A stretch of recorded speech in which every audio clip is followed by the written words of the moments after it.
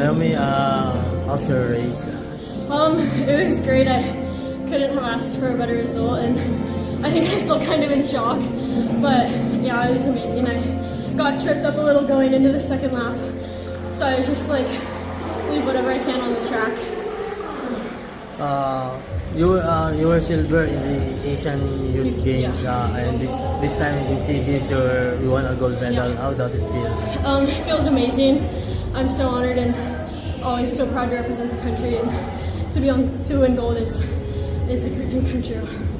I mean, can you talk us through how the preparation heading into this SEA Games? So I just wrapped up my cross country season, so that was about a month ago. So since then I've just been getting into track shape and doing workouts and just preparing myself as best as possible to come and compete with the best athletes there are. Did you expect to win the gold? I knew it was a possibility. I don't think I didn't put any expectations on myself, but I definitely I visualized myself winning. Thanks, Naomi. Yung naging race, kayong dalawa nag-podium.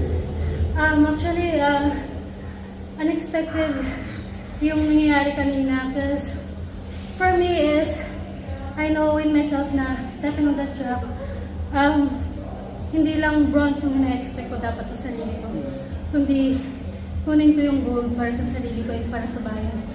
So, bronze medal is a medal, sport is sport, so nangyayari po talaga yon sa sport. So, next time, I'll do better next time sa next SEA Games. So, yan. Kamusta ba yung naging preparation mo dito para sa SEA Games? So far, okay yung preparation namin since yung training camp is nasa MCC, New Clark City. That's the place where we prepared talaga for this SEA Games. Gano'n ka-sweet lang na dalawa kayo nag-podium and you seem very, very close. You know, Naomi is a very young woman, so I'm so amazed with her kasi she can do that, right?